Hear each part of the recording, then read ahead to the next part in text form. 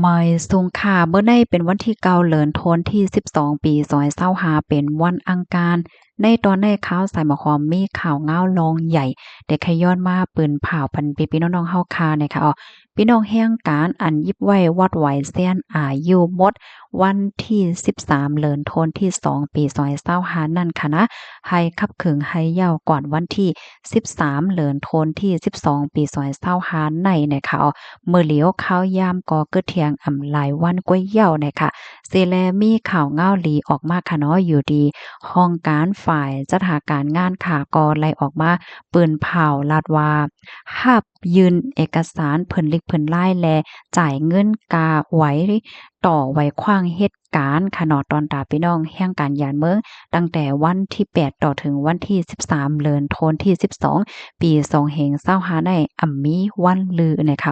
ปองว่าวันลือลงปองจึงอันตั้งไทห้องว่าวันหยุดราชการอันว่านั้นมียาวนะคะเนาะย้อนเพราะว่าขิงข้าวยามก็เกิดเที่ยงหลายมื้อหลายวันก้อยนะคะในตอนได้ก็เปิดตื้อตั้งปันตอนตาพี่ๆน้องๆเฮาคาเจออันจางยืนเหนือออนไลน์นั่นค่ะน่ะเนาะเปิงต่อวัดไว้ในจังหนังที่เฮาคาคู่กันค่ะเนาะของการฝ่ายจัดหาการงานในเปิ้นในก็ให้พี่น้องแห่งการเนี่ยยืนตั้งออนไลน์เฮ็ดจังไหนก้อยกะว่าพ่องย่ามมื้อเหลียวในขิงข้าวยามก็เกิดเที่ยงหลายมื้อหลายวันก้อยนี่แลหนังหือพี่น้องเฮาค่ะอันมีลองข้องคำแลจางยืนเหนือออนไลน์นั้นจางกว่ายืนไลดีลุ่มฝ่ายจัดหาการงานในค่ะมื้อเหลียวก็เปิ้นเปิดตื้อตั้งปันยาวค่ะนะแต่เปิดเบอร์ว่าเนาะวันที่8ในกว่าต่อถึงวันที่13เนี่ยค่ะอันพี่ๆน้องๆเฮาคากึ่งดีไลหางแฮ่นก่อนได้ก็1ในก็เปิ้นฮ้องว่าไหวเนมลิดค่ะเนาะตั้งใต้เฮาได้ก็ไหวเนมลิดอันว่านั้นยาวค่ะอันพี่น้องค่ะยามอันต่างเซียนจื้อไว้เมื่อป่นมาเฮ็ดจังได๋คะนะตั้งท้ายได้ก็ได้ฮ้องว่าแบบบัญชีรายชื่อเนี่ยค่ะที่2เนี่ยก็เป็นปต33ค่ะที่3เนี่ยก็เป็นซากเสหลักฐานปรับคาเมืองปรับคาเมืองพาสปอร์ตอันน่ะพี่น้องค่ะก็ถ่ายกว่าค่ะเนาะที่4เนี่ยก็อันพี่น้องค่ะกดทัดป้ายอยู่ลีเสียก็ไล่ไหวมันๆนั่นเฮ็ดจังได๋ที่5เนี่ยก็ไหวรับรองป้ายอยู่ลีเหมือนจังหนังพี่น้องค่ะก็กว่ากดทัดป้ายอยู่ลีแล้วก็มันได้มีผลพรปางมันออกมานั่นเอาไว้นั่นกว่าป้าค่ะที่6เนี่ยก็เขาฮ้องว่าเพิ่นเล็กรับรองการจ้างให้เนาะอันนั้นก็ฮ้องว่าปต46เฮ็ดจังได๋เนาะ ค่ะแล้วก็ที่7เนี่ยก็เป็นสัญญา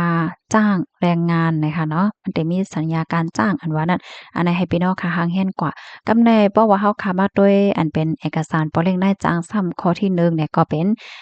เขาฮ้องว่าหนังสือค่ะเนาะลิกรับรองอันในตอนตาเหมือนจังว่าเป็นแสงเป็นล้านอันเป็นคอมพานีว่าซังว่าจังไหนในนั้นค่ะน่ะเนาะปยกที่2เนี่ยก็หนังสือมอบอำนาจเฮ็ดจังเนี่ยเนาะ มอบอำนาจให้เนี่ยนะสั่งเจิ้นหนังว่าปอเลี้ยงนายจ้าง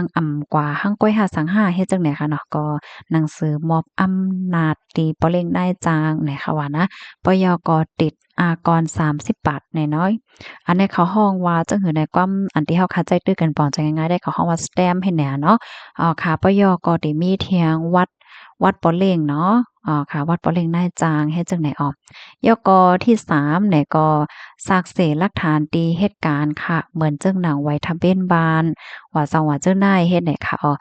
ค่ะอันนี้ก็ได้เลยว่าเป็นตื้อตั้งหลีค่ะเนาะตอนถ้าพี่น้องค่ะก็เลยดียืนตั้งออนไลน์ไรค่ะก็เอาซากเศษหลักฐานอันที่ว่ามาในเสียก็เรียนกว่าที่จะหาการงานกำเหลียวค่ะนะพี่น้องเฮาค่ะเหมือนดังเพิ่นลิกเพิ่นไล่อันพี่น้องค่ะโหลหางเฮียนนั้นได้ก็เนี่ยค่ะก็เตรียมไว้อยู่ที่เนี่ยเนาะสำหรับพี่น้องค่ะถ่อมใส่หมอหอมยาวคอแหลมปองเนี่ยก็เนี่ยอันที่เตรียมไว้เนี่ยค่ะเนาะ ค่ะเสร็จแล้วกำในพี่น้องค่ะหมังก็ว่าโอ้วัดไหวเฮาได้เฮาค่ะได้ยืนผ่านตีนันตีในตี